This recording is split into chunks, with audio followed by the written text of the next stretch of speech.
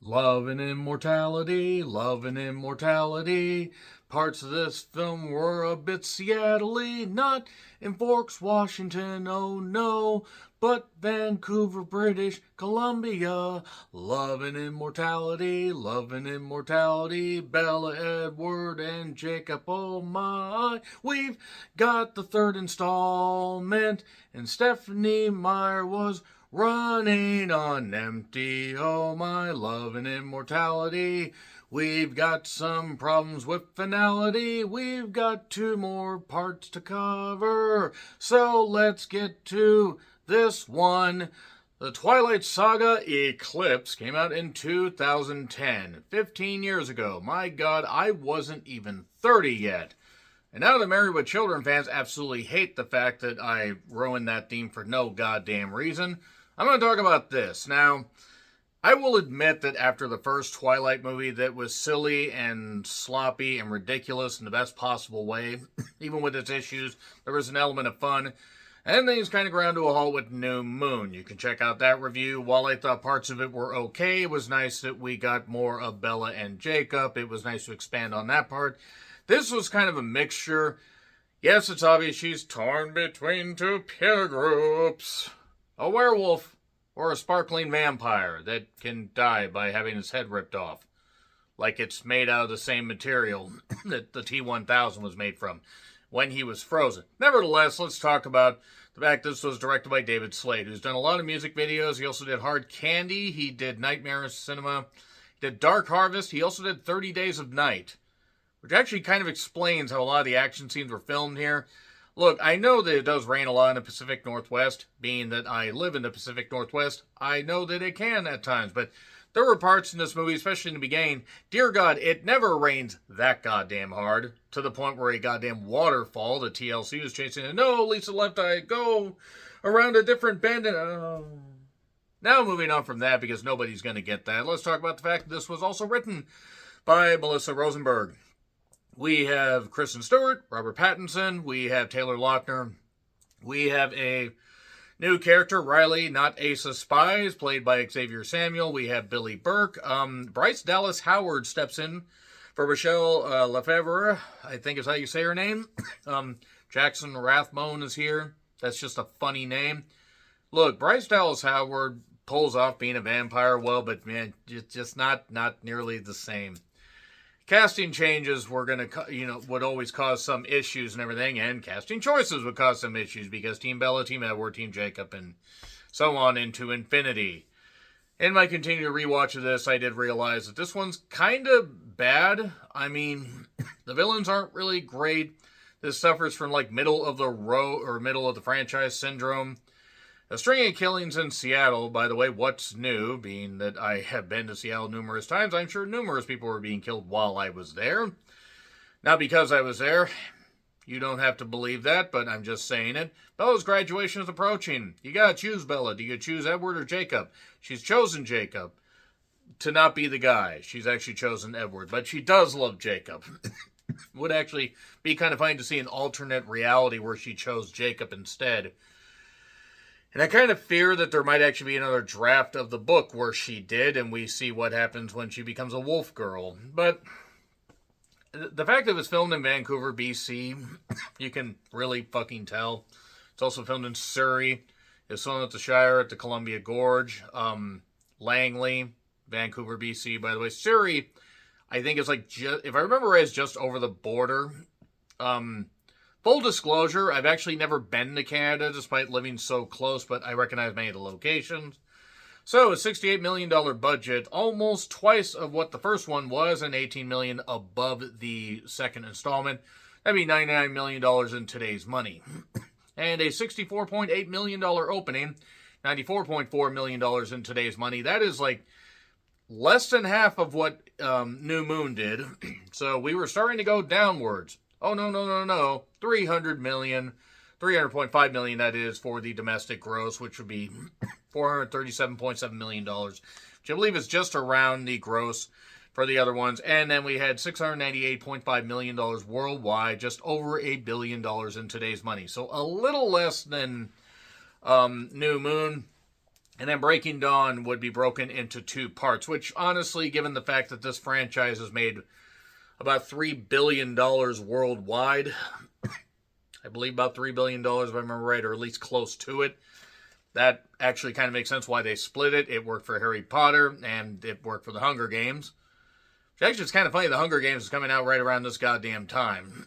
I believe actually the first Hunger Games. Nevertheless, the whole point is that young adult stuff was really, really popular. And yeah, Bella's reciting poetry. Edward wants her to marry him. She wants him to change her. She still could go for Alice. I'm just saying it's not too late, Bella. It's really not. How dare you ignore the obvious signs of going with Alice? And the Cullens and the Blacks, the Hatfields and McCoys, are still at odds, but they have a new enemy with blackjack and hookers in the form of Riley, led by Victoria, a new crop of vampires, including Jodelle Ferdland, who's in the little girl from Silent Hill. Remember her? Yeah, she was in this. I was wondering where I recognized her from because I actually haven't watched Silent Hill in a while. I mean, she's been in other shit too. Hard to believe she's fucking 30. It's so weird. It's like seeing Dakota Fanning in this and just realizing, yes, everybody ages, but when you see somebody, have such a long career from such an early age, you always see them just as like, how in the world, how much time passed on this whole thing? The CGI is a little bit better. Bryce did look good as Victoria. Jacob, Edward, Bella, drama. She does love both of them, but she's chosen Edward. She's all about that life, about that vamping life. So, Sam is a good leader of the pack, even though he made the pants too long. And then Jacob talks about imprinting. And boy, does that imprinting thing get really, really awkward in Breaking Dawn Part 1 and especially 2. I don't know what the fuck Stephenie Meyer was on about. Maybe I don't want to know. And Arrow Fighter, as I'm going to call him, has basically said that the Volturi need to take care of the Cullens because they don't offer second chances. This is reiterated by Jane, a.k.a. Dakota Fanning, later on near the finale of the movie. And basically, because Bella has not been changed yet, even though I don't think all that much time has passed because she still hasn't graduated. She doesn't actually graduate until, like, halfway through this fucking movie. And by the way, that's the crazy thing about how this story crawls. You think about where the first one started, and then you think about the fact that she's just now completing senior year. Yeah, it's whirlwind romance and it's whirlwind vampire action and stuff like that, but they act like so much time has passed, the threat's gone, and then the evil is not defeated, and a new evil pops up. I don't really think Stephenie Meyer understands pacing, but that being said, since I've never read the books, and I have no intention of, because I'm not a teenage girl, I know that's a bit surprising. I wasn't even a teenage boy when these things came out, because I'm 40-fucking-4. Yeah, basically, the idea is there's this new evil. Riley is being, warped by, Victoria. Bryce Dallas Howard could basically get me to do just about anything she wants. I do want to say that. And Edward is talking to Bella. You always be my Bella, but when I change you, my Bella just less fragile. Jacob says, choose him, not Edward. So Rosalie does tell her backstory about how she got revenge on her husband, so to speak. Like, the man of her dreams that turned out to be the man of her nightmares when him and his friends took turns on her. No, I mean, she should have been allowed to get even more revenge on everybody involved in that, but she saved the husband for last. Royce, I believe is his name. That was at least nice. At least we got to understand why. She doesn't hate Bella, but she wished she could have actually just grown old and stuff like that. And the destruction continues in Seattle, and that's just involving the road construction. And, yeah, Jessica does her graduation speech. No vitamin C in this, mourn the pity. And prepare for a fight, eventually. Jasper, it turns out, actually, because he's this is what bothers me, by the way, because Jasper says that he was he was he was brought into the fold and everything, and is not necessarily used to the Cullen ways and stuff like that, but he's also older than Edward because he tells the story about how he was in the Civil War but never saw any action. And then there was a temptress vampire named Maria, who that actress, look her up, boy fucking howdy. But the idea is that he used his gifts and everything and did her bidding, but he had to get away from that. He still has those tendencies because he's still trying to acclimate, but he understands how to deal with newborns. Newborns, vampires that apparently are stronger because their human tissue is still active. I'm not sure how that works, but moving on.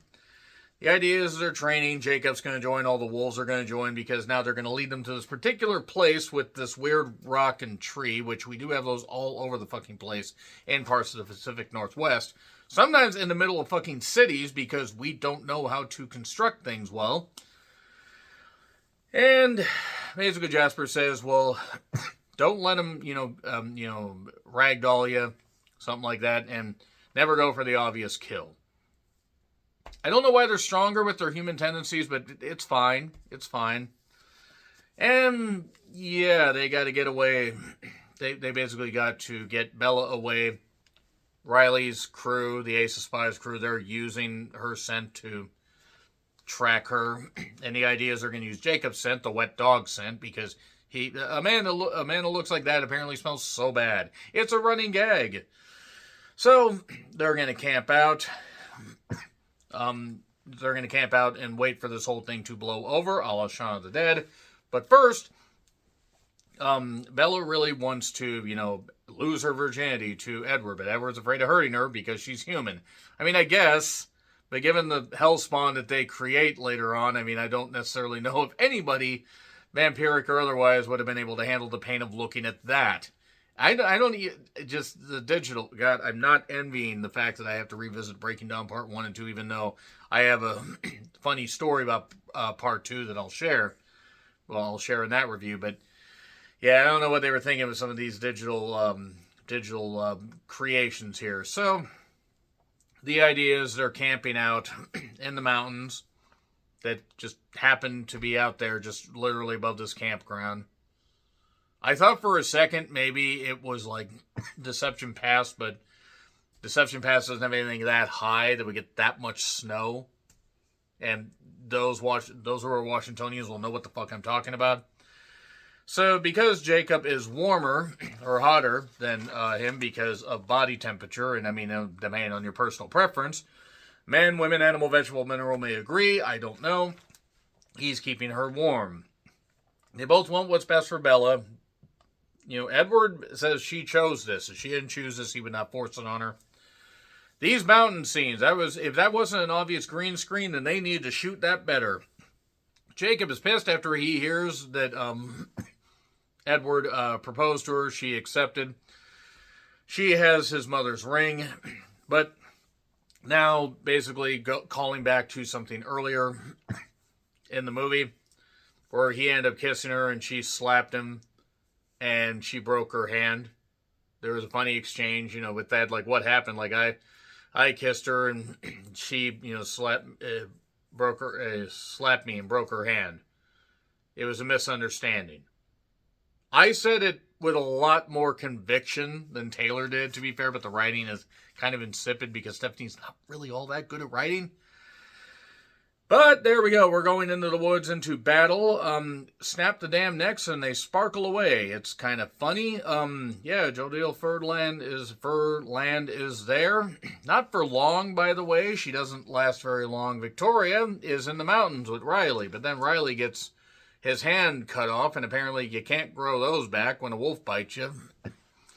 And then they start toppling trees. Well, Cullen, that is, or Edward and Victoria. He's like, I tore James apart, I burned him, I turned him into nothing, all that. And well, then he bites and kills Victoria. See, Bryce could actually, she could do that too. Never mind, moving on from that. The idea is now she's dead, so that threat's gone. But the Volturi show up and kill Bree. That is, that's Jodelle there, or Jodelle, or however the hell you say that. And Jane warns, yeah, by the way, here's what's coming next. You need to change her. Oh, and we don't offer second chances. This is the second time they've offered a second chance, by the way. It's fine. It's fine. And Carlisle helps Jacob because Jacob, in the interim, during the last remnants of the fight, got all the bones on his right side of his body broken. So, an uneasy alliance between the Cullens and the Blacks. And Jacob says that he's still right for Bella while it being an obvious fucking pain, but he knows what she has to do. She tells Edward, hey, I want to do this right. Alice is going to plan the wedding. And they're going to have the wedding. And then we get to the wedding, and then we get to the changes, we get to this stuff, and we get to Breaking Dawn being stretched out into 2 movies. So yeah, those reviews will be up at some point.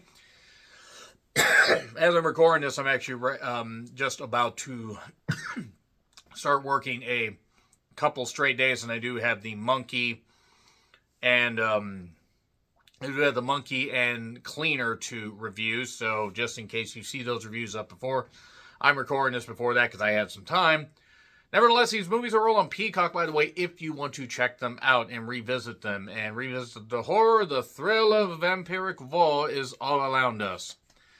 Don't worry, that funny part of Breaking Dawn Part 2, at least I find it funny because it was a good theatrical experience. Nevertheless, that's a hook for you. So let me know your thoughts. By the way, I hate to say this, it kind of gets maybe a C, I guess. Maybe a C. It's just a little bit worse than New Moon because, yeah, there's action, but you don't really care. And none of these new characters are really all that good. None of the new casting really works. Nevertheless, agree, disagree with what I said. Like, share, subscribe. Twitter, Letterboxd, Blue Sky handles in the description. I'm John Recklin. I'll see you soon.